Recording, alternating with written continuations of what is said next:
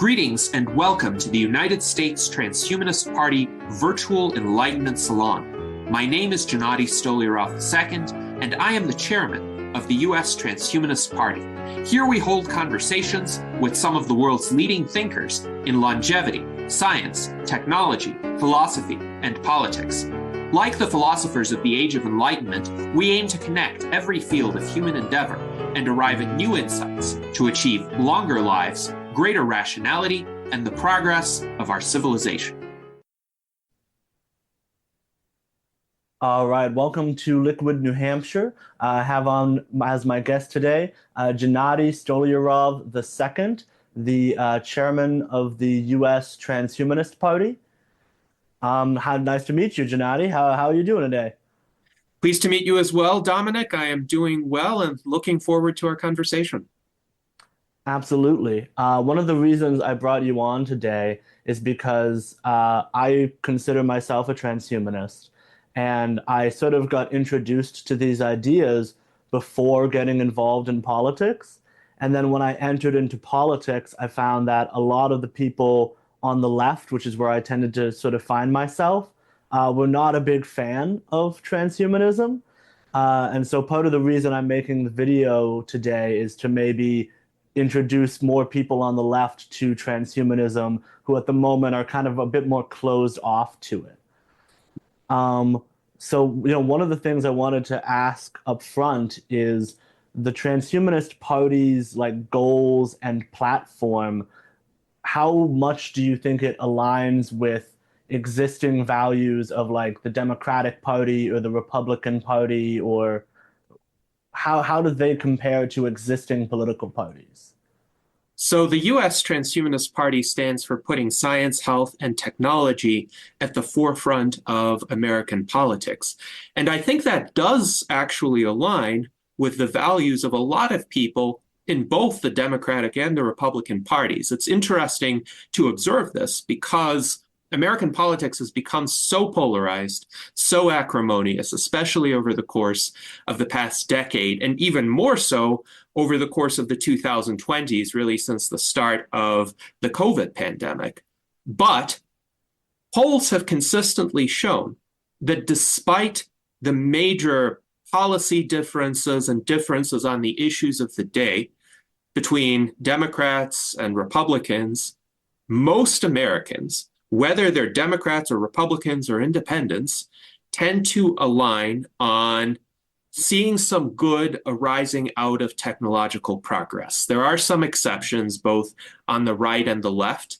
On the right, the exceptions tend to come from, let's call them the alt-right conspiracy theorists, the Alex Jones types who like to cast transhumanism as some nefarious conspiracy among global elites. I can definitely tell you that's not the case.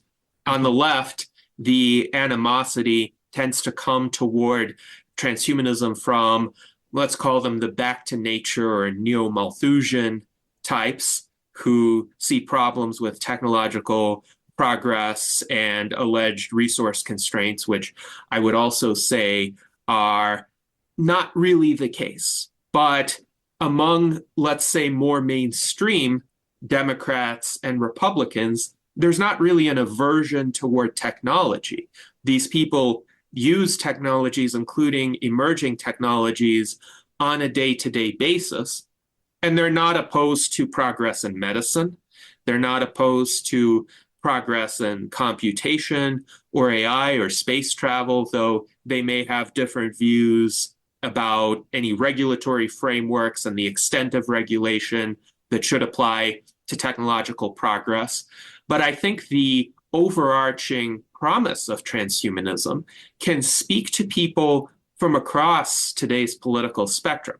This is why the Transhumanist Party does not consider itself to be left-wing or right-wing. It seeks to transcend that distinction, and it considers itself to be upwing. So we are in favor of any advancement and any policies that would contribute to the overall progress of humanity, which means people would get to live longer, higher quality, healthier lives of greater material prosperity and abundance and opportunity. And we would like to see those kinds of outcomes apply to as many people as possible. I think that's where we could, in principle, have a lot of alignment with people on the left, for instance, people who care about those who are currently poor or those who are currently marginalized, who don't have as many opportunities. Well, transhumanism can provide opportunities for them, empowering them as individuals by giving them access to technologies, by giving them access to better healthcare, greater longevity, so that they could self-actualize in ways that they would like and dramatically improve their lives. That's a great answer. I like that phrase you used, upwing, too. That's nice. That's a good way of getting it across, I think. I know when I had first started researching the different third parties, right? I was trying to look into how can I approach people in my home state with all of these options outside of the Democrats and Republicans. And at first, when I found out about the Transhumanist Party, I wasn't super interested in it because I assumed that the policy stances of the party were going to be pretty much the same as maybe the Libertarian Party. I was expecting a lot of like deregulating tech. I expected that to be the only thing on the platform, really. And so in my mind, I was like, as much as I am a transhumanist, maybe this is not a political question. And then I actually read the party platform, and I was surprised to see things like an endorsement of increased NIH funding, for example. One thing I wanted to ask you about is what are sort of the possibilities you see for what the US government can do to fund technological progress in the near future? Indeed, the US Transhumanist Party does support increased NIH funding. Hopefully, it will be put to good use. And I know right now there are some doubts with the appointment of someone like RFK Jr. as the head of the Department of Health and Human Services. So I understand that caveat. But in practice, the NIH does fund a lot of basic research into human aging, the biology of human aging, that probably wouldn't get funded by the private sector. And to the extent that that worthwhile science continues, of course, we in the Transhumanist Party very much support that, but we would like to see a lifting of some of the barriers that happen, some of the incentives that lead the allocation of NIH grants to be overly cautious, overly focused on kind of sure things, projects that aren't particularly ambitious, but they're likely to realize some sort of incremental result. Now, we are very enthusiastic about a program such as ARPA-H, and indeed, we are aware of some genuine longevists, people who want to overcome aging, being appointed as program managers of ARPA-H. That includes our friend Dr. Gennady, whom I have interviewed previously on one of our virtual enlightenment salons for the Transhumanist Party, and I've met with him, I've spoken with him. He has a very ambitious vision toward essentially incremental replacement of tissues of the human brain as a way of combating brain aging. So ARPA-H is intended to be essentially a parallel to DARPA in being a bit less shackled in terms of how it can allocate funds, what sort of research it could pursue. So we're very optimistic about that. And in terms of other approaches, the Transhumanist Party supports a universal basic income.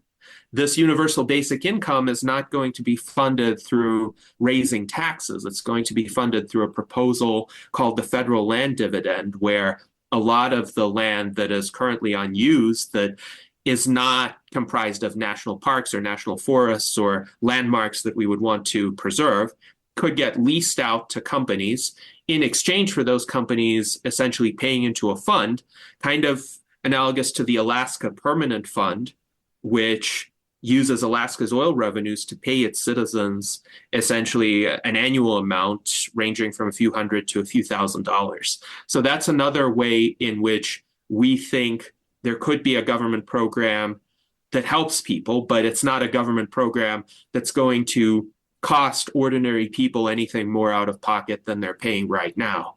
And then during the early pandemic, the Transhumanist Party actually supported a significant array of health expansions, interventions into the healthcare system that were intended to build out our infrastructure, our capacity, because hospitals were overcrowded at that point, and the Transhumanist Party saw the need to more than double the hospital capacity in the United States. So we were advocating for a rapid hospital construction program similar to what had been undertaken in China, except it would be a permanent expansion. Unfortunately, since we are not a major political party, our proposal kind of fell on deaf ears. But nonetheless, if we had gotten our way, we would have twice as many, at least, hospital beds in this country right now.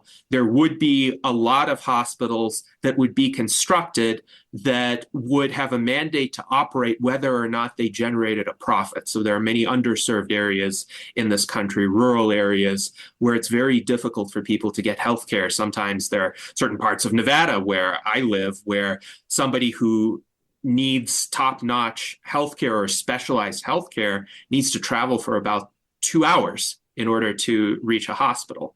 And we would have solved that problem with our proposal. Unfortunately, it seems like the established special interests prevailed there because it's often the case that an existing hospital corporation wants to have a monopoly over a particular area, and it imposes these certificate of need laws, which essentially require an approval for the construction of a new hospital to be given by a board comprised of representatives of existing hospitals. Well, how do you think they're going to decide in that case? So the Transhumanist Party's approach is actually distinctive from either of the major political parties or from the libertarians. The libertarians would just say, get completely out of the way, government shouldn't do anything. The Transhumanist Party says there could be a role for government for affirmatively building things and creating things and funding research. But government should get out of the way in terms of any barriers placed to innovations, sources of delay, or sources of what we would consider to be hyper caution. So we would support streamlining the FDA regulatory process. And we have a range of perspectives from our members. Some would support abolishing the FDA entirely. Some would support moving to what is called best choice medicine, which has been tried in other countries such as Japan, where perhaps a drug or therapy or device could pass safety trials, and then marketing of it would be permitted with the aim of gathering data in regard to efficacy, so that we don't have to wait, and patients who sometimes have serious illnesses or life-threatening conditions don't have to wait until 10 to 15 years have passed and that treatment has passed efficacy trials. They could benefit from it right away, and that could be very useful clinical experience that is actually more reliable than clinical trials that are often, let's say, conducted in artificial settings. They may not represent how patients in the real world actually interact with these medicines or devices or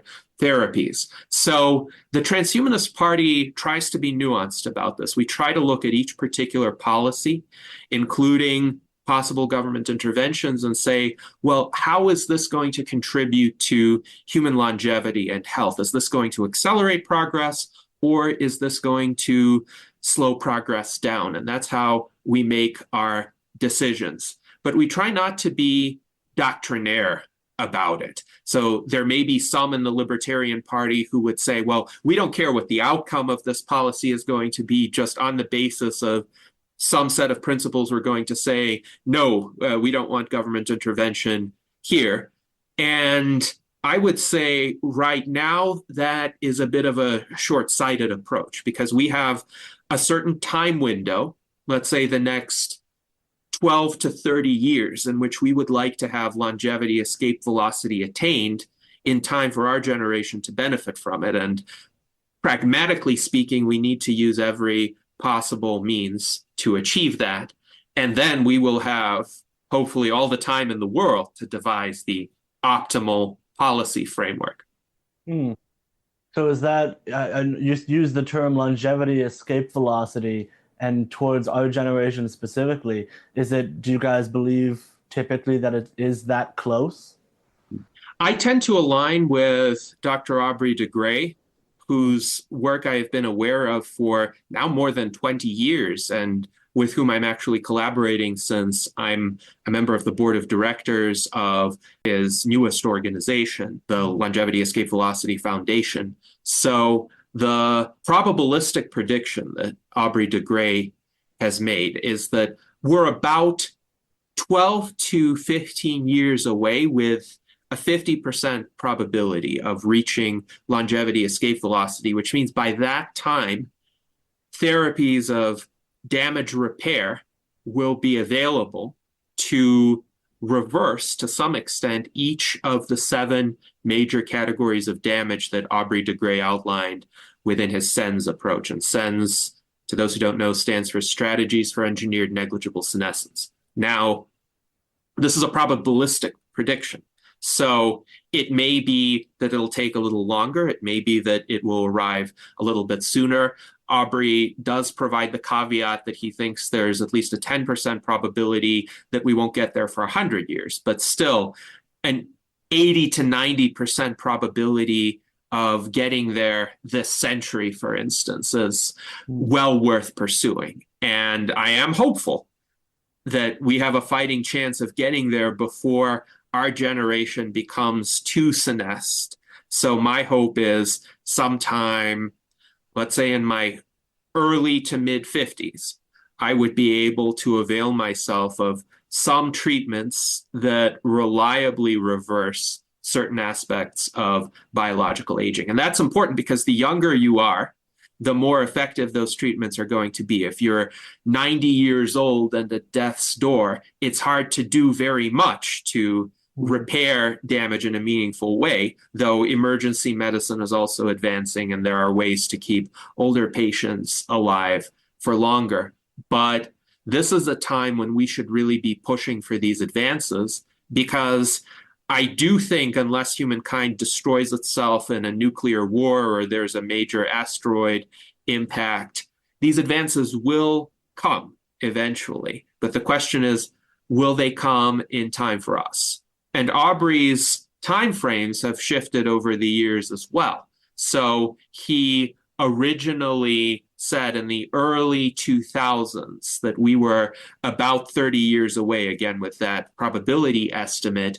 And during the 2010s, actually, his time frame advanced more slowly than the passage of time because he didn't think enough resources were devoted to the field. That started to change in the late 2010s through 2021 when a lot of investment poured into the field and longevity became much more recognized. There was more media coverage, more people became interested in the field.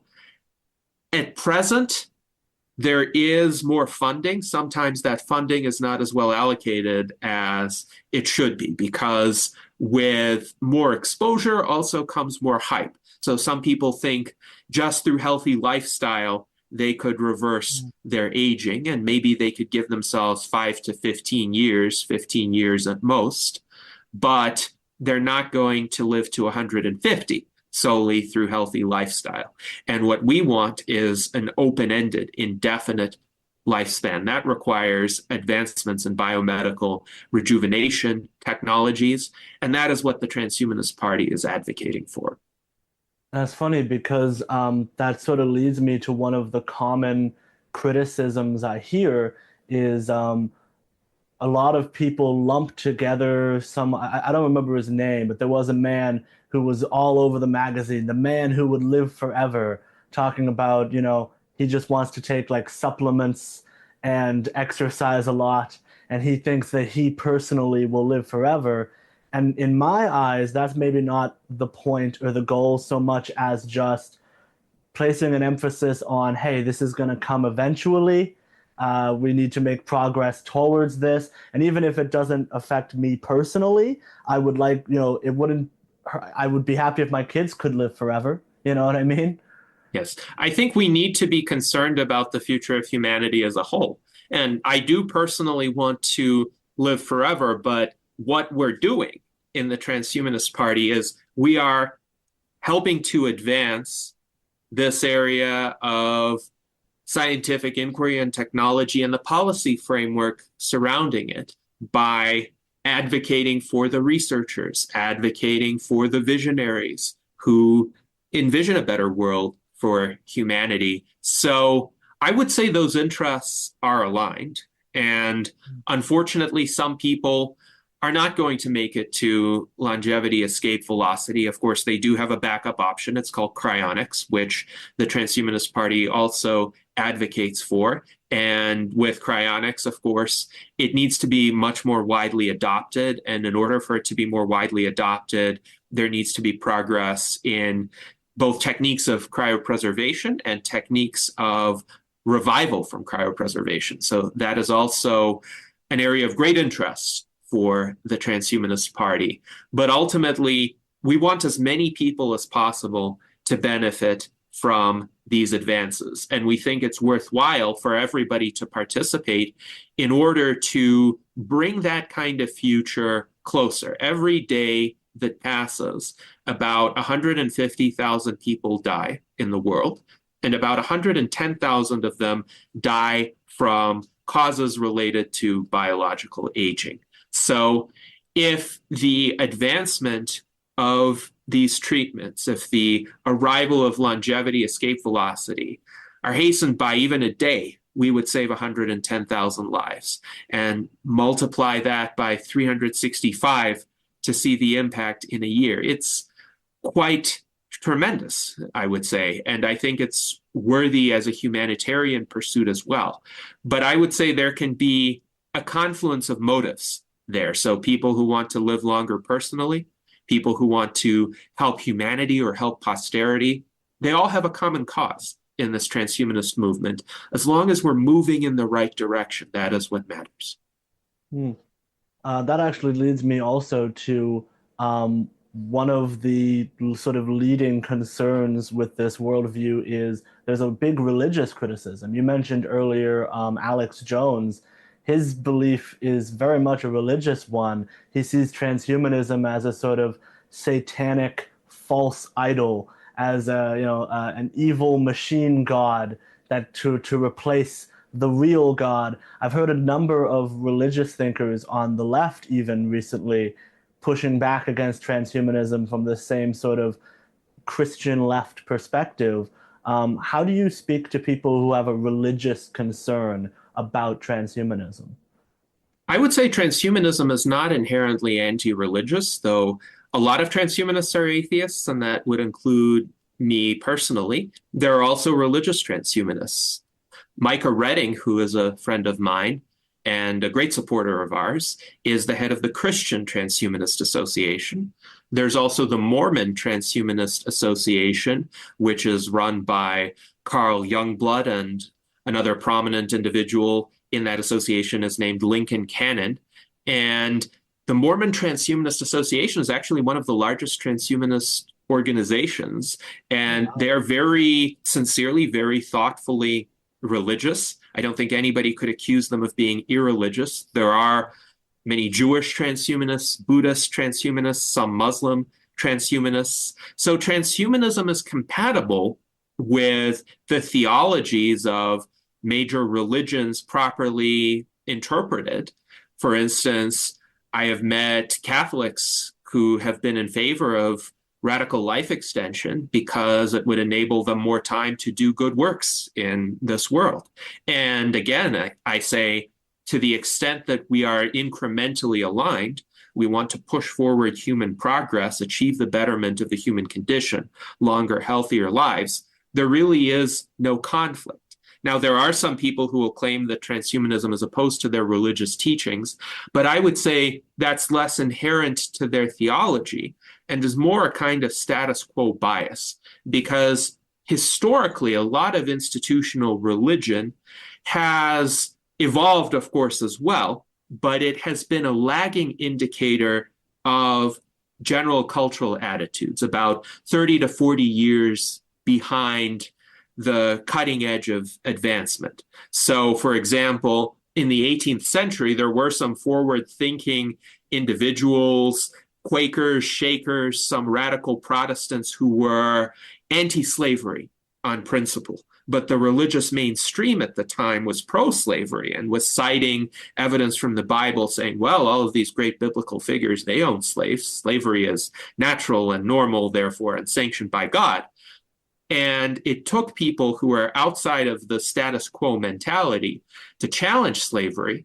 And over time, throughout the course of the 19th century, essentially all the major religious denominations came to reject slavery and consider it contrary to the Word of God.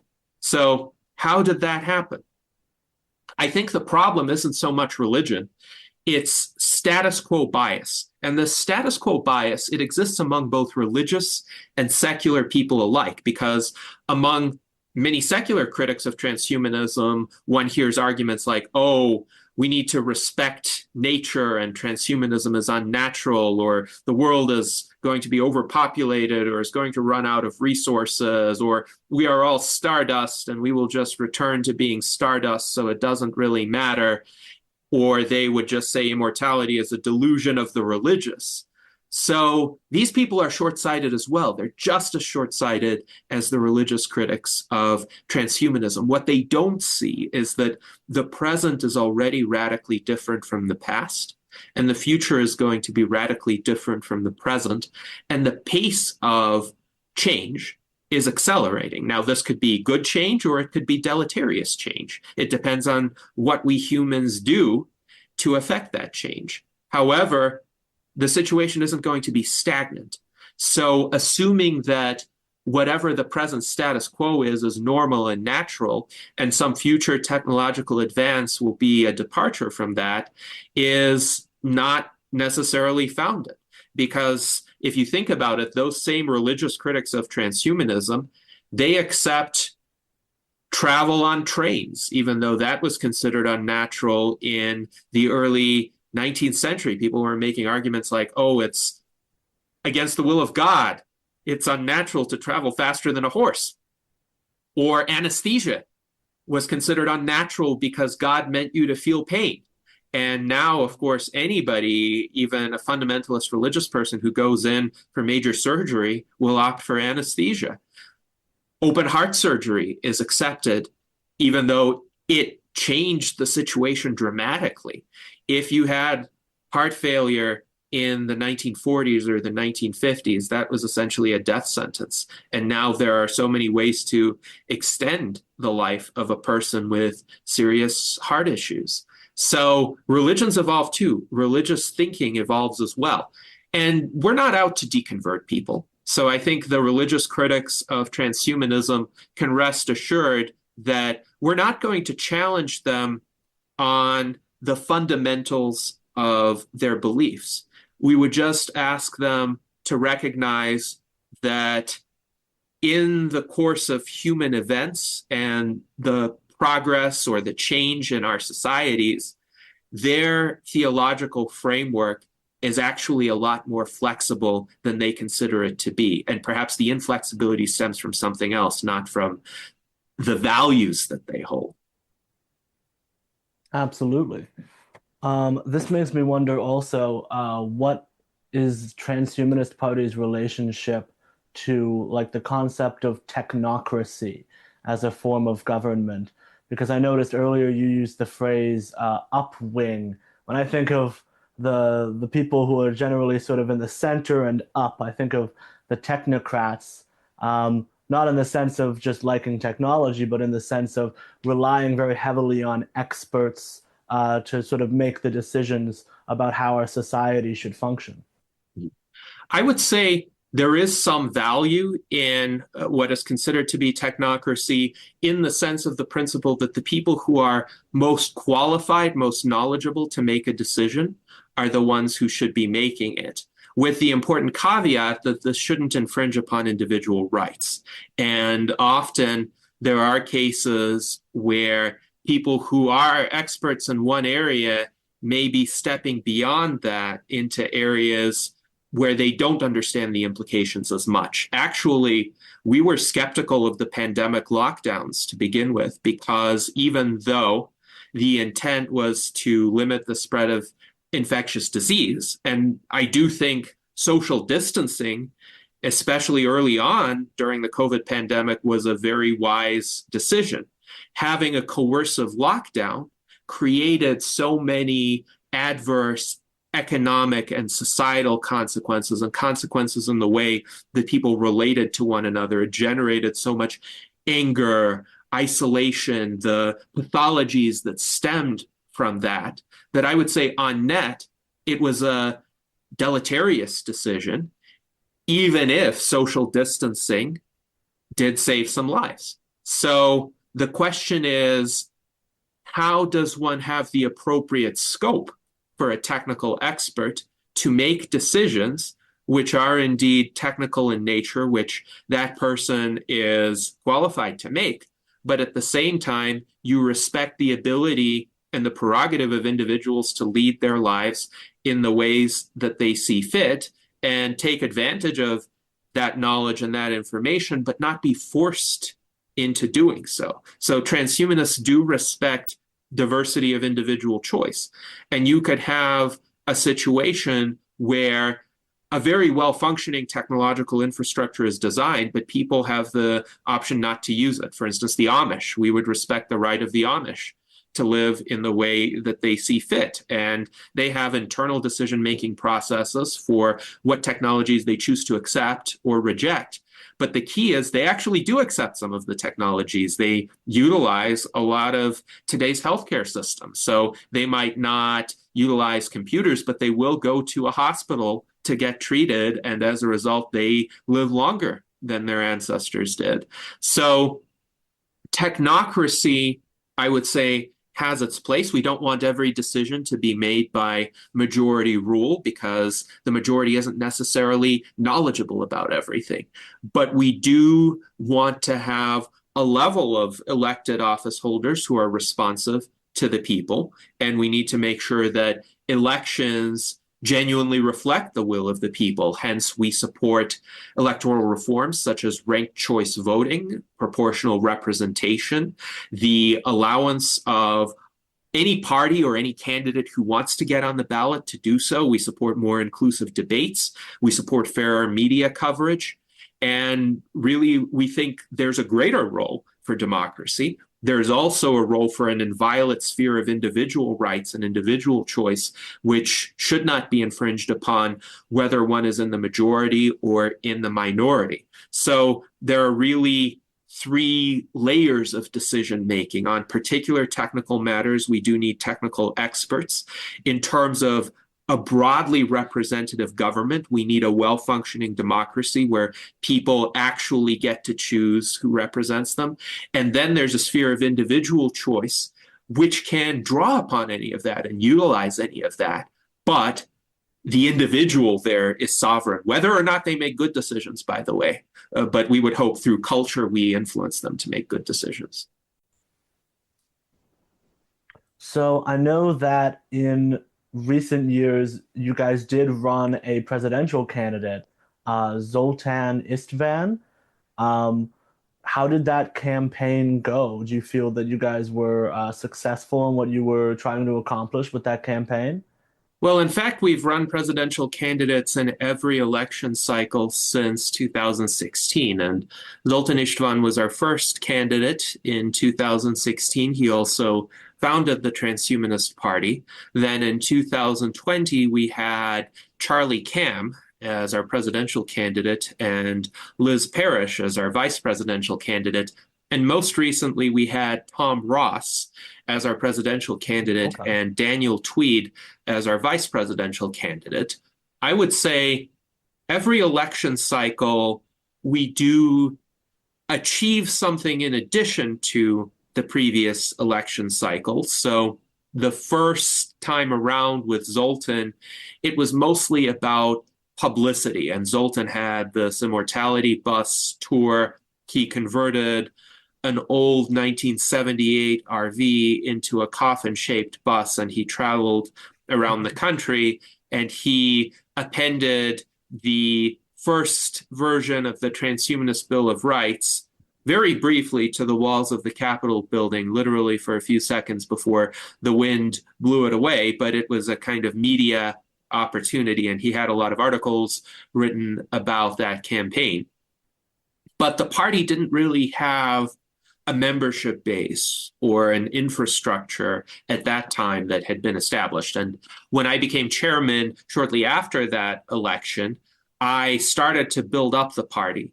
So we had a bit over 1,000 members by the time of the 2020 election with Charlie Cam. And of course, given the pandemic, we had to run an entirely virtual campaign at the time, but we did reach a lot of people. And now in 2024, we had the Tom Ross, Daniel Tweed campaign, where we still face difficulties with ballot access, and that's where the duopoly has really built up formidable barriers. But our candidates did get a bit over 600 votes this time around. Again, we got some media coverage, and primarily we have a huge amount of content that we've generated, both in terms of Tom's personal output, because he's a prolific writer and graphic designer, as well as in terms of our long-form discussion panels, our weekly virtual enlightenment salons, where we've delved into political issues as well as issues pertaining to the future of humanity, the advancement of science and technology. So we've done that every week at 1 p.m. Pacific time on Sunday, and we're going to continue to do that. So primarily having a presidential candidate each cycle serves as, let's call it, a marketing opportunity for transhumanism, because people will often pay more attention to politics than they will to, say, academic conferences or research papers. At least there's a different audience that gets attracted by political coverage. So we're trying to make transhumanism more mainstream. Our goal is to make it a household term and make it be properly understood, not let the Alex Joneses of the world set the terms of the discussion. And I think we are achieving some of that. Of course, cultural transformation takes time. And we're chipping away at the institutional barriers, but also every day through our activities, we're spreading the word. And I think over time, that's going to continue to scale and build up momentum. We have about 4,600 members in the Transhumanist Party right now, and we want to keep growing. Membership is free, by the way. You can join at transhumanist-party.org/membership, and it takes less than a minute to join. All right, I'll definitely join. Tom Ross's most recent campaign, in how many states were you able to get him on the ballot? Well, we were trying to get him on the ballot in Louisiana and Tennessee, where the thresholds are a bit lower. Unfortunately, one of our main coordinators who was gathering petition signatures in Tennessee and his entire family fell ill with COVID right during the most critical weeks of gathering the signatures. So we felt short of the threshold, but I think that's a lesson for us to build up more of a grassroots network of organizers on the ground. Right now, transhumanism is still very much a movement that is geographically dispersed, where people coordinate online through conversations like the one that we're having, also through social media platforms, through email lists, through conferences. Sometimes people will congregate in a particular location, but mostly we opt for the low-cost digital option. But we still have to get more penetration, especially in the rural areas which may not have as much of a tech sector, for instance, or just not as much population density. If you have more population density, probabilistically speaking, you're going to get a larger number of transhumanists. So unfortunately, a lot of states, when one is gathering petitions, either require the petitions themselves to have a proportional number of signatures based on the congressional districts, or a certain number of people who agree to be electors for a candidate. And one would need, for instance, one elector from each congressional district and then a few at-large electors. So if we have a very rural area in a particular state, it may be difficult to find a transhumanist in that area. So we really need to grow and broaden our network geographically in order to be able to get onto the ballot in many states, or advocate for lowering those ballot access thresholds, because as I've said, these are artificial thresholds set up by the duopoly, both Democrats and Republicans, for the purpose of keeping minor parties away from ballot access. So that was Louisiana and Tennessee you said you struggled with. Did you get ballot access elsewhere, or? Well, those are the states with the lowest thresholds that we identified. Okay. So Colorado used to be a promising option as well, because it was possible at one point in time, even 4 years ago, to just pay a fee of $1,000 and get 9 electors in Colorado and get onto the ballot. But the Democrats in Colorado caught wind of this and they made the requirements a lot more stringent. But really, in most states, one has to get thousands of petition signatures by hand. And that's the real restriction. It's not a very technologically friendly system, actually. And it speaks to the lengths to which the duopoly will go to keep any challengers away. But this is why I said we don't really have a truly representative democracy in this country right now. We have an oligarchy. And this oligarchy has manipulated the rules through legal processes. I'm not saying they're breaking the law. I'm saying they have configured the law to be rigged in their favor. Absolutely. Out of personal curiosity, right? I'm over here up in New Hampshire. Do you guys have chapters? Do you have a New Hampshire chapter of the Transhumanist Party or anything like that? We don't have a chapter at this time. We used to at various points in time, but we do have a few transhumanists residing in New Hampshire, and we welcome people organizing state-level transhumanist parties in coordination with one another. I would say if anybody wants to organize a transhumanist party in New Hampshire, please let me know, and I will guide you through the steps. Absolutely. I might have to reach out to you about that. I might need to find a couple of other people because at the moment I think it would just be me. But I might have to reach out to you about that. I think this one would be one I'd be interested in starting up. Mhm. So I think we're nearing the end of the interview now. I wanted to ask you beforehand, though, what are some of the biggest points of information that you feel like people miss about the Transhumanist Party? What are some of the biggest takeaways you would want to leave an uninformed person with about the Transhumanist Party?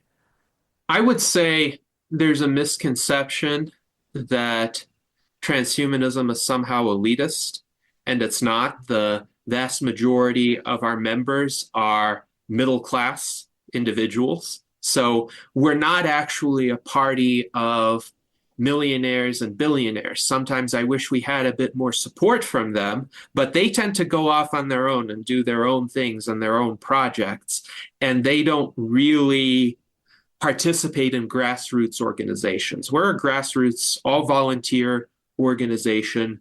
Most of our members are middle class, so we generally represent people who have some sort of professional skill set and who do that in their daily lives, but they have an abiding interest in the future of humanity and in various emerging technologies, and they donate a lot of their time to the Transhumanist Party. And we also try to be maximally inclusive. So we have free events. We publish a lot of content online. Our weekly virtual enlightenment salon streams every Sunday at 1 p.m. Pacific time, or the various other interviews that we've done or articles that are available on our website at transhumanist-party.org. We've held virtual concerts. We've made available a lot of transhumanist artworks, including artworks made by generative AI. We have our non-political affiliate, which is called the Transhuman Club, and you can visit the website of that at transhuman.club. We have a discussion forum there, and we really want anybody to participate who supports a brighter future for humankind. We think money should not be a barrier. We try to run as many of our activities with no money at all, because we do see the digital age actually offering that as a great way to empower people and provide them with avenues to express themselves and engage constructively in the political discourse without this monetary barrier that a lot of people lament. So transhumanism is not elitist. We try to actually bring about the next era of humanity where there will be more opportunities and a brighter future for everybody. I would also say another misconception about transhumanism is that transhumanists somehow try to replace humanity. Actually, we seek to bring out the best in humanity. So historically, human beings have always strived to better their lives, to improve what they're able to achieve, how long they live, how well they live, but we have been limited by aspects of our biology or by insufficiently advanced technology or by our own cognitive biases, by certain irrational tendencies that exist in the human psyche. And transhumanism tries to overcome those limitations to bring out what is best in us as humans. But we want humans to continue to exist as individuals, and if possible, as biological entities, perhaps augmented by technology. But the vast majority of transhumanists, they want to stay as themselves. They just don't want to die. And they don't want to be subject to frailty and disease and disability. So we want humanity at its best, and we want to help as many humans as possible. Absolutely. I should note that I personally am fine with doing away with humans. I'm pro robot, pro replace everybody with robots personally. We're pro robots as well, but we think humans and robots should coexist. And if some humans have cybernetic parts or artificial parts, well, that's already happening. People have artificial limbs, artificial hearts, hearing aids that interface with their brains. So we are in favor of essentially the broadest range of sentient entities that can constructively interface with one another. That would include robots, artificial intelligences. If we come into contact with extraterrestrial life forms, we contemplate that outcome in our Transhumanist Bill of Rights version 3.0. So we are for humanity continuing, but in this broader, let's say, pantheon of sentient entities that are hopefully all going to coexist and recognize one another's value. Sure, yeah. So, is there anything else you would like to plug before the end of the interview today? I would encourage everyone to visit our website at transhumanist-party.org. We are also in the process of updating a transhumanist encyclopedia that has been in existence for a while, but I recently became the administrator of it, and it has been rebranded to THpedia. So TH stands for transhumanism, and it can be accessed at th-pedia.org, where it's essentially a wiki, so people can contribute their own knowledge, and we seek a comprehensive, objective database of information about the transhumanist movement, its history, key figures, and opportunities for people to get involved. Absolutely, that's incredible. Well, thank you for coming on today, Gennady. Thank you, Dominic. Hello, everyone. Welcome back to your latest episode of Futurologism. And today I have with us Gennady Stolyarov II, the chairman of the U.S. Transhumanist Party. So, Gennady, would you like to introduce yourself? Yes, thank you very much, Wenitte, for having me on this podcast. My name is Gennady Stolyarov II, and I have led the U.S. Transhumanist Party for just over 8 years now, since November 2016. We stand for putting science, health, and technology at the forefront of American politics. I am a transhumanist, a proponent of radical life extension. I'm the author of Death is Wrong, which is the world's first and thus far only illustrated children's book on radical life extension. I am also a philosopher, an actuary, a composer, an amateur mathematician, and I generally consider myself to be a Renaissance man. So I don't define myself by one particular pursuit or one particular set of talents. I'm interested in the entirety of human endeavor and how it is interrelated and how it can help improve the human condition. I love that energy. I love it. So, I guess my first question for you would be, what drew you to transhumanism? Well, I have been an implicit transhumanist since I learned about human mortality, and my children's book, Death is Wrong, describes that particular experience and how I had this immediate visceral reaction. This is unjust. People who have done nothing wrong should not be condemned to the ultimate penalty. However, for some time, I thought, while death should be defeated, the defeat of death would be in a further off future, the future of science fiction. Until in the year 2004, I learned about the work of Dr. Aubrey de Grey. At the time, Aubrey was working at Cambridge University. He had a website where I learned about the SENS approach. SENS stands for Strategies for Engineered Negligible Senescence. And Aubrey de Grey laid out a very persuasive case for why we don't need to understand all of the intricacies of human metabolism in order to be able to undo the principal types of cellular and molecular damage. And he identified 7 essential categories of such damage, which had already been known by that time for at least 20 years. At this point, they've been known for at least 40 years, and no new types of damage have been discovered since that time. Of course, there have been different taxonomies, different classifications of the same universe of aging-related damage.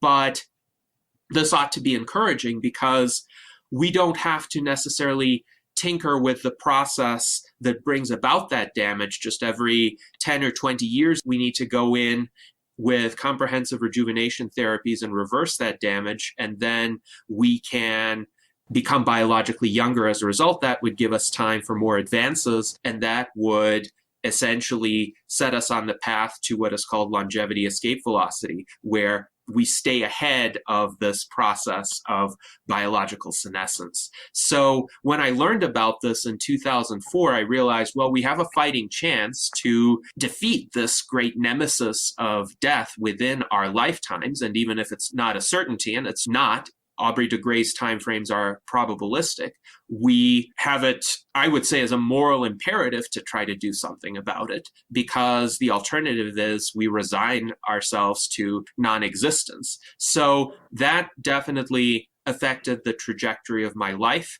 and I went on to discover a lot more transhumanist writings. For instance, Ray Kurzweil's work. I read The Singularity is Near, and some of his earlier books, The Age of Intelligent Machines, The Age of Spiritual Machines. And I discovered the transhumanist community as well. So in some form, I've been involved in it for 2 decades now, and it has been a growing community, but it certainly needs to grow more in order to influence the mainstream society and get the kind of public support that we need to viably reverse biological aging within our lifetimes.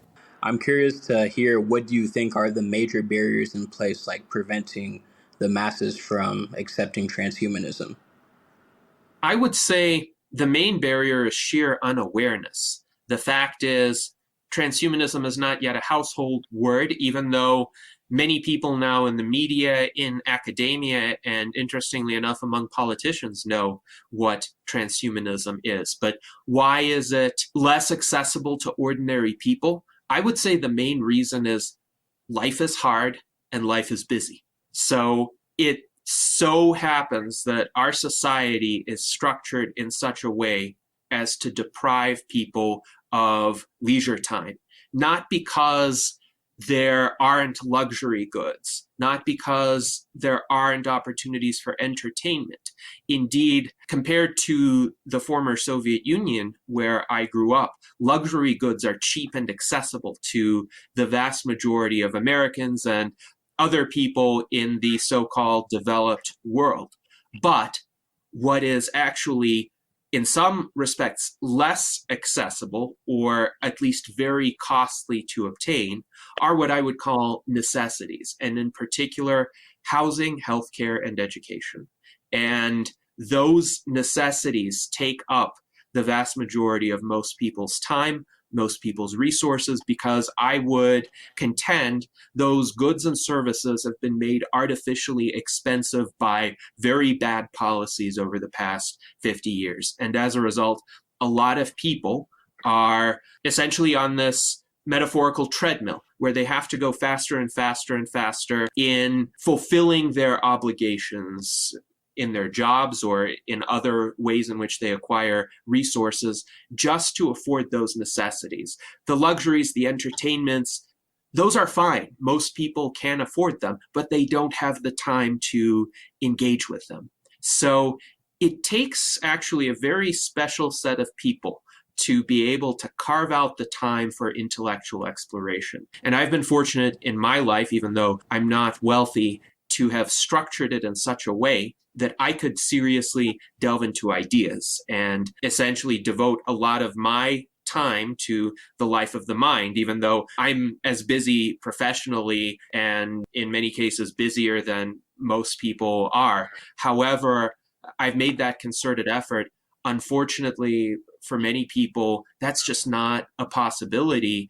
And we do want to reach them. We do want to find creative, innovative ways for them to consider these ideas, to take them seriously. But if they're worried about the costs of housing and healthcare, that is still a challenge. And that's a challenge that we also need to strive to address as a political party, as the U.S. Transhumanist Party. Yeah, I've had a conversation with one of my friends before about transhumanism. And yeah, it is a philosophical movement, but it is also a political movement. Do you feel as if the goals of transhumanism are a bit like too abstract or like seemingly far in the future to connect to, like you mentioned, the day-to-day needs of people? Yes, well, as William Gibson said, the future is already here. It's just unevenly distributed. And we have wonderful technologies, both long in existence and recently arrived. Generative AI is, of course, an example of the latter. Many of these technologies are actually not that expensive to access or utilize, but again, they require time and they require awareness. And I think one other issue that we have had, even relative to 20 years ago, is a hyper fragmentation of the media and information landscape. I remember the days of the early internet because I started out with my writing and my advocacy there. And the early internet was more of a kind of singular open space where everybody essentially could access the same resources. And the way you accessed a resource was you would type a URL. And many people did actually type the link into their browsers at the time. And it was sometime in the 2010s that people started telling me, well, nobody is going to do that anymore. Nobody is going to take 5 seconds to type a URL. You always have to get them to navigate to it with a single click. But these social media walled gardens, these platforms that were designed to keep people on them and essentially locked within some fragment of the internet, created a situation where something could be very prominent on one platform and almost nobody on another platform knows about it. Somebody could be an online celebrity in one corner of the internet and almost nobody knows about them in another corner of the internet or in physical space. So this has resulted in a situation where communicating a message to a large audience has actually become more difficult, but we have better technologies to do it. We can create more interesting content, more advanced content. I remember when on YouTube, the main genre of video was essentially a person recording him or herself speaking in a similar manner as we're doing right now, the so-called talking head video. And that was state of the art around 2008 or so. And now we have such a greater variety of content, but at the same time, you could have an excellent piece of multimedia content, and it might spread on some platforms, but people on other platforms won't know about it. So that really is another challenge that we need to overcome. And I would say a diversity of approaches, a diversity of people within our movement can help bridge some of those chasms within the fragmented internet. Thank you for bringing up generative AI. That actually leads us into another question I wanted to ask you. So the party has been talking about AI for a while, like long before this current boom. I guess what are your thoughts on like the current systems we're seeing, and how do you think, like, what is the transhumanist contribution to the current AI policy discourse? So first of all, I think a lot of these systems are quite impressive. Most AI systems that have emerged into the public consciousness over the past 2.5 years have been large language models. And large language models, simply by processing vast amounts of data and finding correlations within the data and finding ways to alter those inputs into novel outputs, have been able to produce amazing results in terms of writing, in terms of art, in terms of music. We ourselves on the Transhumanist Party have used generative AI to create art and music that is inspired by the ideas of transhumanism. And we've broadcast it on our weekly virtual enlightenment salon streams every Sunday at 1 p.m. US Pacific time. So we see a lot of potential and also a lot of advancement over the time that those systems were around. I remember the DALL-E 2 outputs of art, for instance, they were still pretty impressionistic, pretty fuzzy around the edges, leaving a lot of room for interpretation, a lot of strange elements that had to be corrected via manual edits. And now when you see Flux or Grok 2 or similar models that were released just earlier this year in 2024, there's a lot more precision. They can not just generate convincing natural landscapes or other kinds of rough-looking features. They can now generate buildings with symmetrical windows and architectural features that make sense, which I thought would take quite a bit longer. Likewise with music. I streamed just a week ago an AI Baroque grand concerto called The 52 Weeks, with 52 movements of Baroque music all generated by AI. And while I thought previously, well, AI could generate pop music fairly convincingly because it's simpler, but with Baroque or classical music, it would take a lot more development. And yet, music of those genres, while I would say it's still not equal to the great composers of history, is still quite good right now and quite enjoyable to listen to. And it will only get better.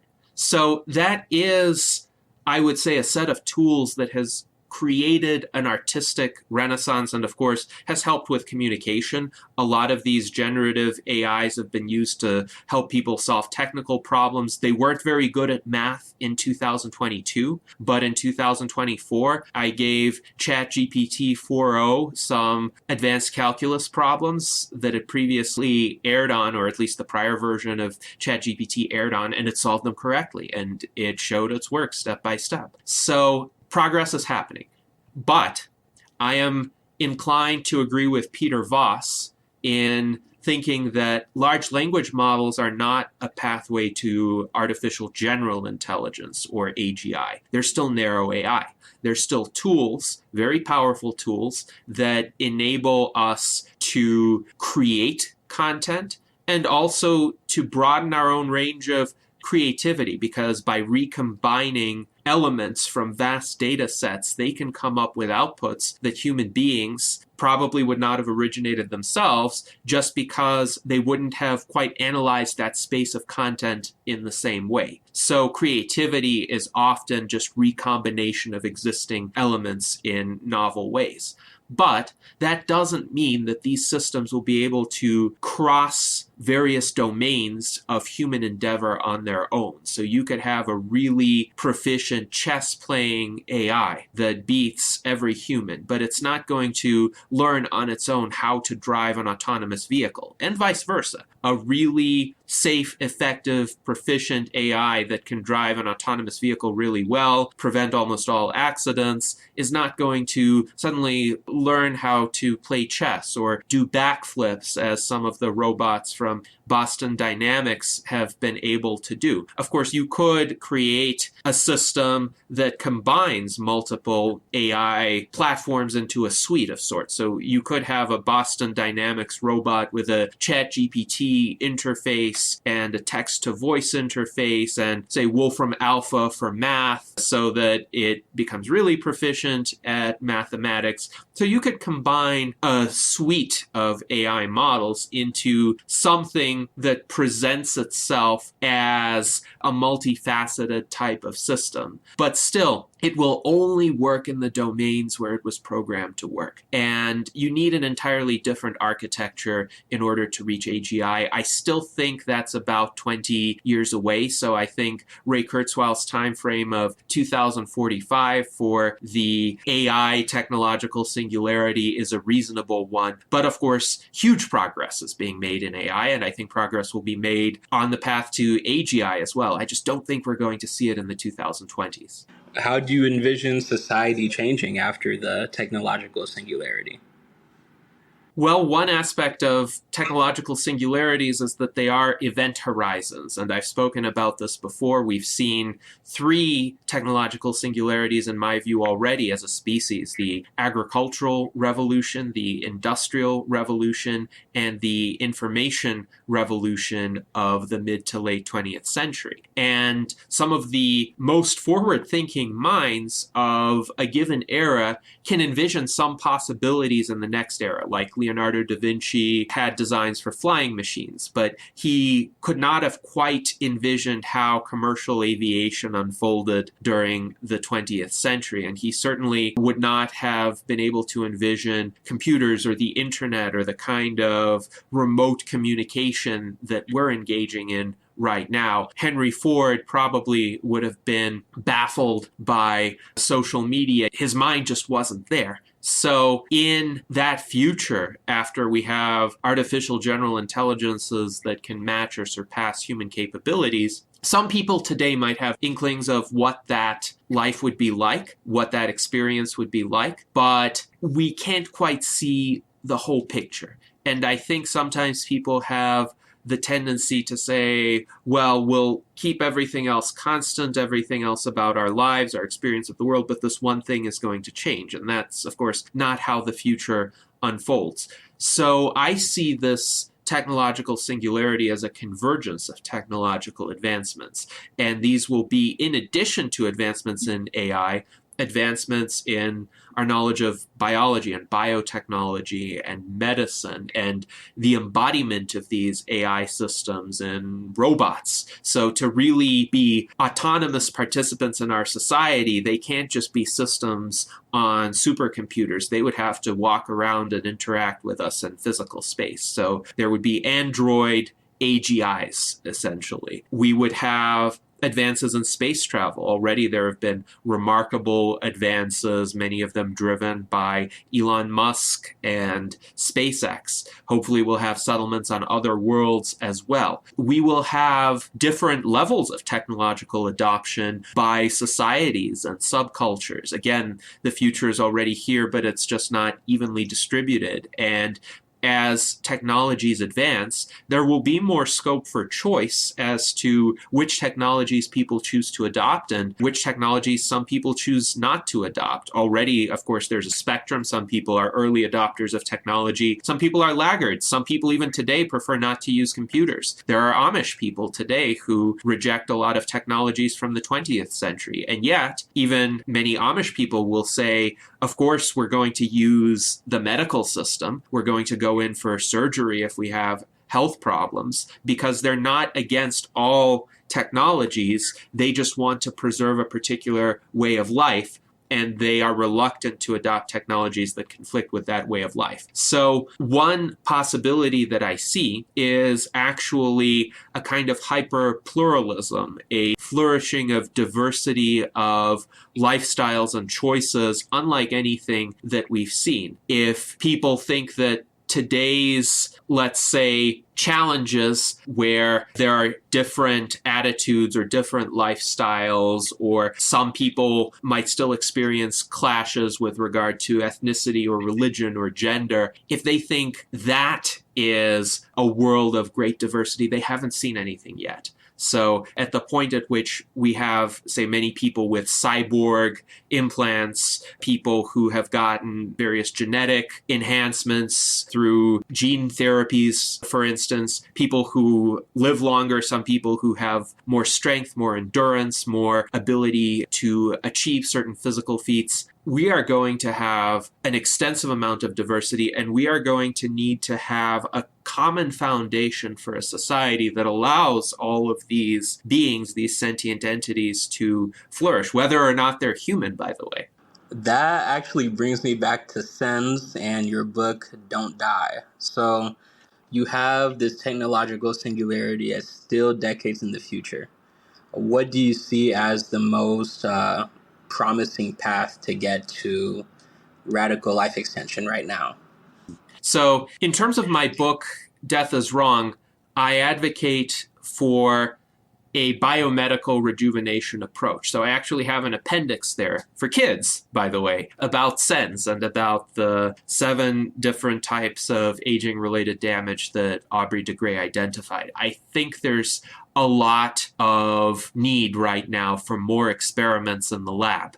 And this is an area where we need scientists at benches, essentially, doing studies in mice, doing studies in humans, doing studies in other organisms to see what interventions work, both individually and in combination, to extend lifespans significantly and extend markers of health as well. But those have to be studied over the course of an entire lifespan, not just, say, you have a finite duration of a study, like, say, 24 months, and then you see what data you collect. And unfortunately, in many cases for these studies, the mice or other experimental animals are euthanized afterward, solely based on considerations of cost or some completely irrational default protocol. You need studies that follow these animals to the very end and figure out how long can these interventions actually make them live. So along these lines, the LEVF, the Longevity Escape Velocity Foundation, which is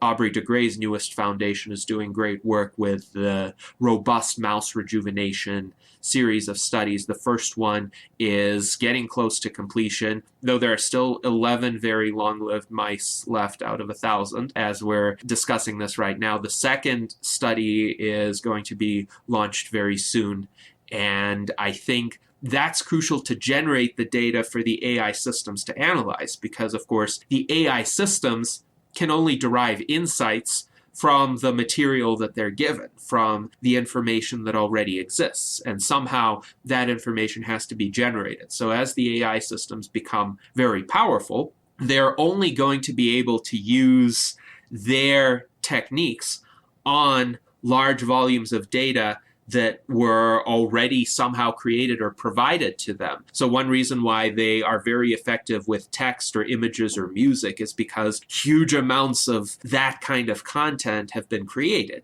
And of course, there have been many scientific studies, some better than others, by the way, some with more accurate data than others or superior methods than others. So we're going to need to do more good fundamental science to feed into the AI systems so that they can extract insights from that empirical work. But the need for more biologists, the need for more empirical researchers of every stripe, I would say has never been greater in order to facilitate those breakthroughs. And I would also say we are going to have more personalized medicine, more personalized health tracking. People will start to have a clearer idea of what is happening in their bodies in real time and be able to respond more rapidly. So you mentioned don't die. That's Brian Johnson's motto. And his point is essentially try to keep yourself alive for as long as possible using the techniques available today. That could be healthy lifestyle. That could also be through the use of technologies that help you identify and solve problems, because you want to stay alive for these upcoming advances. You want to make it to the technological singularity because the possibilities there for rejuvenating you are going to be a lot greater than the possibilities that exist today. Yeah, my thought on that. It is kind of late in my time zone at the moment, so got some terms mixed up. But so you are a Renaissance man, a polymath, and one of your disciplines is philosophy. If you feel comfortable sharing, I guess, what is like the most unique philosophical view that you hold? I would say the most unique philosophical view that I hold, and this is an overarching view that motivates essentially all of my endeavors. I see humanity as being engaged in this war on the forces of ruin, as I call them. And I have an essay from 2012 called The Real War and Why Interhuman Wars Are a Distraction. So in terms of my metaphysics and epistemology, I'm very closely aligned with many of the philosophers of the Enlightenment as well as with the objectivists. I'm not dogmatic in my views, but I do see fundamentally that there is an objective reality, that it is at its base a material reality, and that it is fundamentally comprehensible through human reason. I think in terms of ethics, I have this overarching concern with defeating the forces of ruin. And I think it is a moral imperative to do that.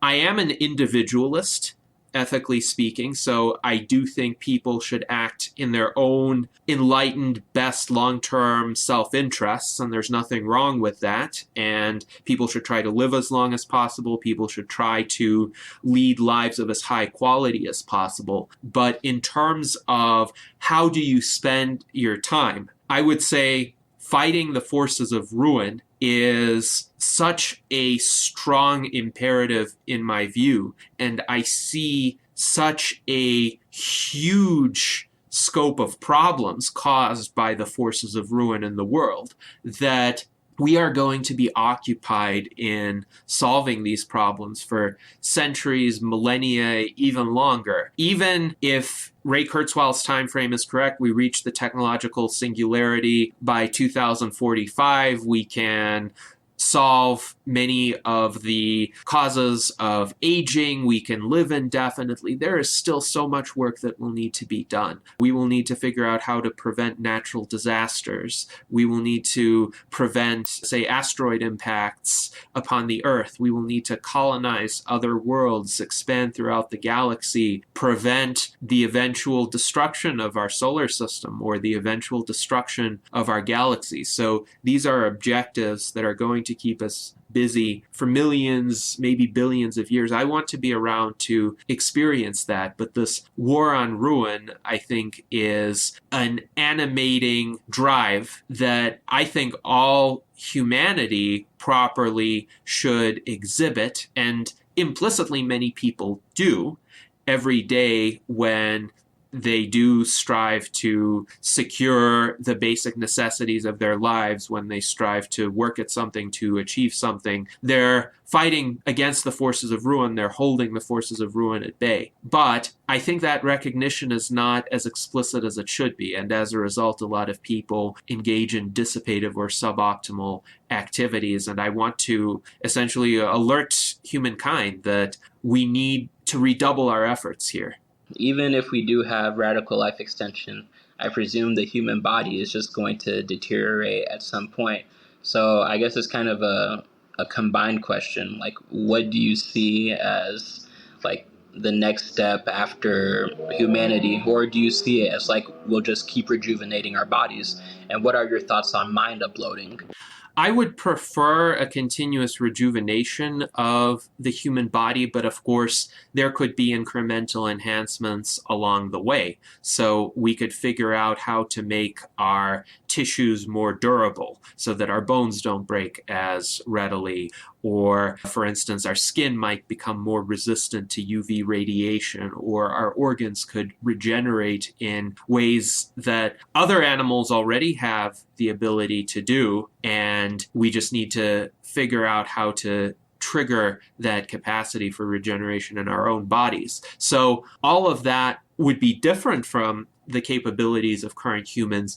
I would say, though, that with a combination of biomedical rejuvenation and that kind of enhancement, we wouldn't cease to be humans, and we wouldn't even cease to be biological humans, though, of course, in many respects, we could have cybernetic enhancements. We already do. There are pacemakers, there are hearing aids that interface with the brain. So those technologies will continue to develop. And I would say what humans actually use to supplement or, let's say, reset the clock on their biology is going to be more of a pragmatic consideration. What works better? Would it be gene therapy, some sort of biological organ replacement, 3D printing of an organ that could replace an organ that's failing? Or could it be an artificial organ, an artificial part of some sort that might be better than a biological part? But I would say at every step along the way,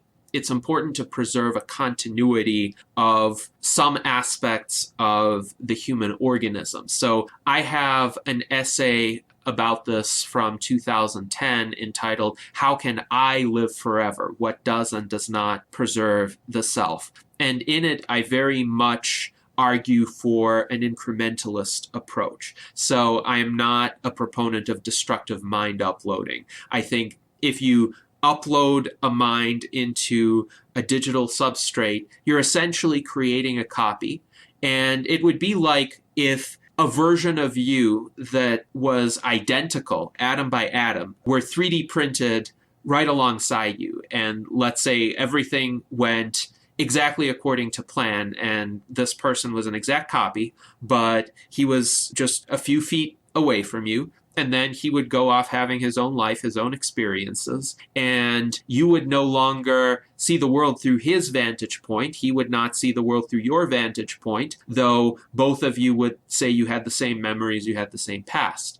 But this vantage point, what I call the I-ness, would differ between the two of you. And it would be the case with an uploaded mind as well. So I don't deny the possibility of a non-biological substrate being able to essentially host a mind that would be conscious, that would be an entity worthy of rights, an entity with agency. So you could have those uploads, but I think they would be copies. And I think preserving the original would still be important. Now, gradual replacement of the brain may be possible, and there have been scientists talking about incremental replacement of biological brain tissues. Jean Hébert, who was recently appointed as one of the program managers of ARPA-H, may actually have the chance to try out this approach in practice not too long from now. So I'm very interested to see how that line of research goes. But if you have a situation where, let's say, you can graft an artificial neuron onto a biological brain and it works, it interfaces with the rest of the biological brain, over time, it becomes integrated into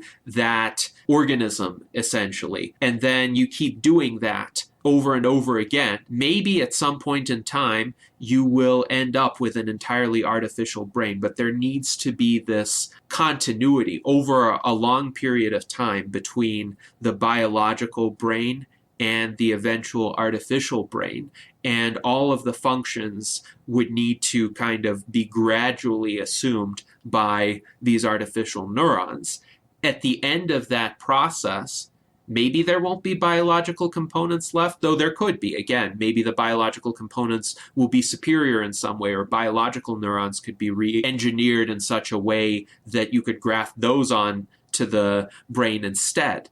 But I would say as long as you have the continuity of vantage point, the continuity of I-ness, that being is still going to be the same human. So we're not going to just be some totally different entity. I would say the goal is to preserve ourselves as individuals. I'm an individualist. So I want to be me in the future. Maybe my components are going to be different, but I want there to be a clear path from here to there without discontinuities. That's the ship of Theseus paradox. I like Yes. that. Transhumanism is often classified under the broader post-humanism landscape, but it seems as if post-humanism thought is kind of diverging towards more imagining a future without humans. So I guess, how do you see that connection? Yes, I would not consider myself to be a post-humanist. I think we are going to be transhumans in the sense that we will have more capabilities, fewer limitations than humans historically have had. But transhumans are still going to be human. And I'm also a humanist. So some post-humanists, especially academic post-humanists, will say that there's a need to transcend humanism, that humanism is somehow limiting.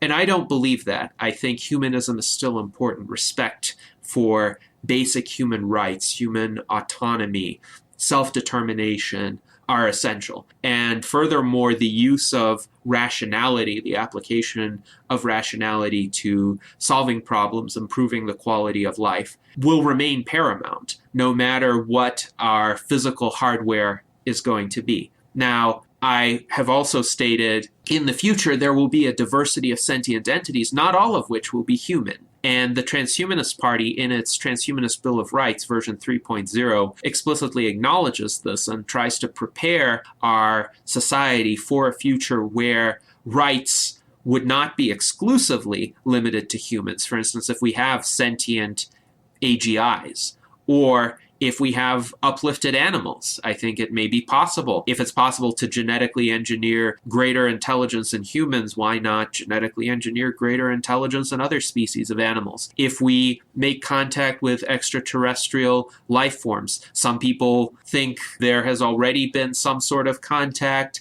I'm a bit skeptical of that, but I'm open to evidence in this regard.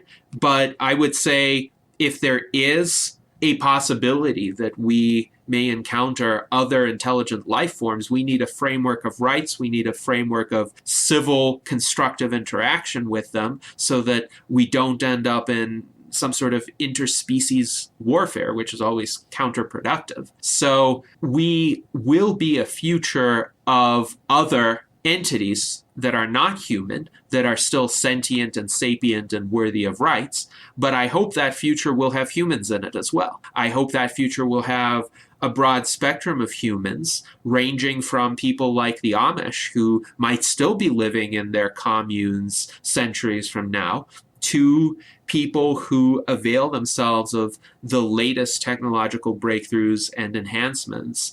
And hopefully the Amish will participate in this future and utilize some of these technologies as well. Fundamentally, I hope they will accept longer lifespans, so they could live on their farms, they could produce their craft furniture, ride around in their horses and buggies, but they'll live for hundreds of years. I want that kind of future, and I want a future where people can choose any place along that spectrum that they prefer based on their individual goals and aspirations and their values.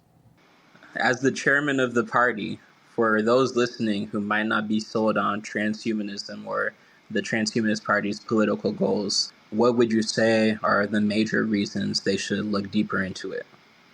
Well, the major reason to look deeper into the Transhumanist Party is that it offers a way out of this quagmire that American politics finds itself in. We have been so hyper-polarized, especially over the past decade, that we've literally had assassination attempts on presidential candidates. We've had violence in the streets. We were inches away from a civil war in this country, so it cannot continue that way. And the reason for this polarization is this duopoly in American politics utilizes a divide and rule tactic where the elites, in order to fight their own internal battles, polarize 50% of the population against the other 50%, generating these vicious hatreds that undermine everyday life and everyday relationships, family ties, friendships, what have you. And we need an alternative, a more constructive vision of the future. Unfortunately, the postmodern era in the 20th century eroded a lot of the sense of meaning that many people have historically had, the sense of purpose that they've had to work for improvements in their day-to-day lives. And because of postmodernism's rejection of absolute truth and meaning and attempts to deconstruct what were considered to be various flawed narratives, essentially many people were left adrift. And we have predominantly in the Western world a kind of culture of despair and nihilism and hopelessness and cynicism, and that needs to be overcome. Transhumanism offers ways to overcome the polarization, to overcome the meaninglessness and cynicism by, again, rekindling a confidence that technological and moral progress can uplift people, can improve living standards, the length of life, the quality of life, the amount of life spent in good health. All of those can be dramatically better than what exists today.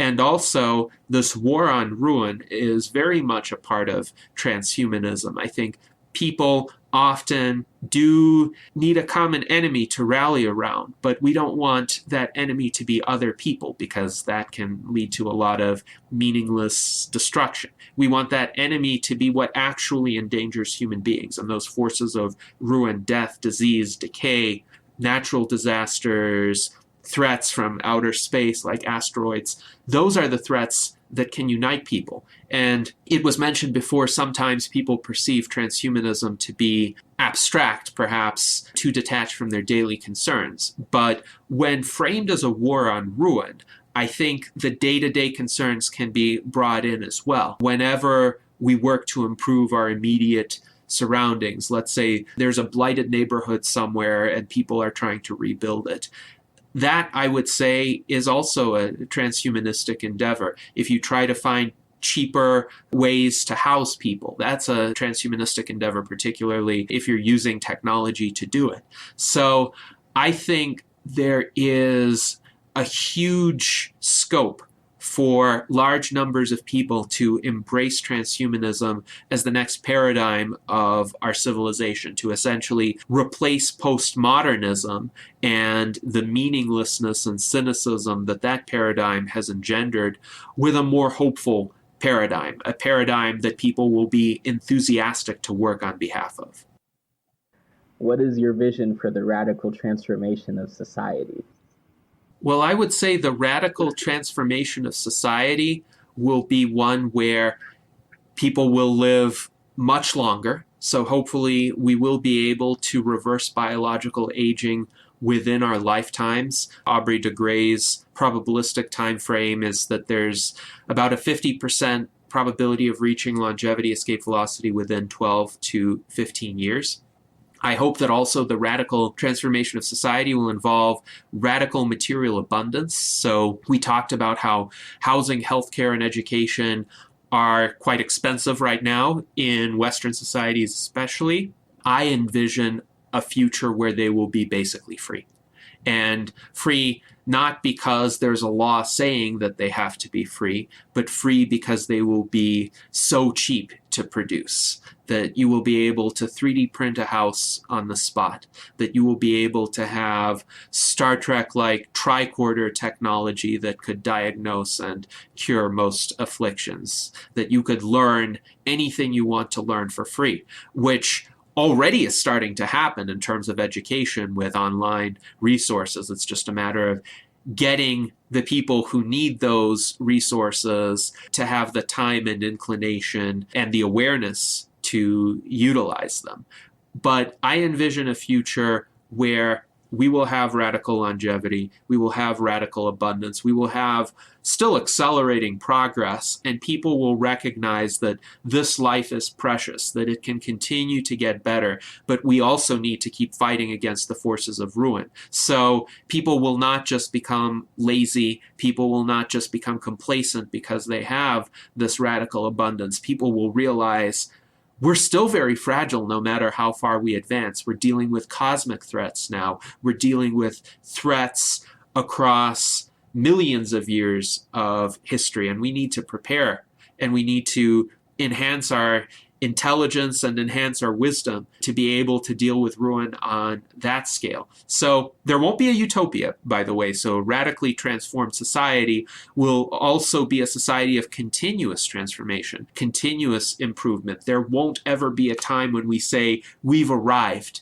Even after this technological singularity, it won't be like Francis Fukuyama's End of History, which he infamously posited when the Soviet Union collapsed. Well, it turns out history is back with a vengeance, and history is going to continue to unfold after the next technological singularity. There may be various other technological singularities beyond it. So it will always be a dynamic society, a dynamic civilization. I just hope that it is a civilization that embraces this transhumanist principle of boundless expansion that Max Moore and the Extropians wrote about in the 1990s. That's the kind of future I want to participate in. That is quite the compelling vision. I'm ready to join your simulation. Well, thank you. Do you want to link to any of your socials or how to purchase your book, any website? Absolutely. So Death is Wrong is my illustrated children's book on radical life extension. You can purchase it on Amazon, or you can go to my website, The Rational Argumentator, which is rationalargumentator.com, and you can get a PDF version of it in 5 languages: English, Spanish, French, Portuguese, and Russian. You can also find a lot of my other writings and musical compositions on The Rational Argumentator for free. Of course, please visit the Transhumanist Party website, transhumanist-party.org. We have a Facebook page called US Transhumanist Party. We have a Facebook group called Transhumanist Party. We are on X as US Transhumanist. We are also now on Blue Sky. Our account there is just called Transhumanist. And we are on Instagram as US Transhumanist Party. You can find me on Instagram as well. I post a lot of AI-generated and human-generated art there on my Instagram profile. So there are many ways to connect with me. Also, please do check out our Virtual Enlightenment Salon series. Those are on my YouTube channel at youtube.com/gstolyarov with 2 capital I's afterwards. So that's the first letter of my first name, my last name, followed by the second. Every Sunday at 1 p.m. Pacific time, we will stream a salon of about an hour and 53 minutes where we have intellectual conversations. We will also sometimes have virtual concerts or streams of video presentations about various aspects affecting the future of humanity.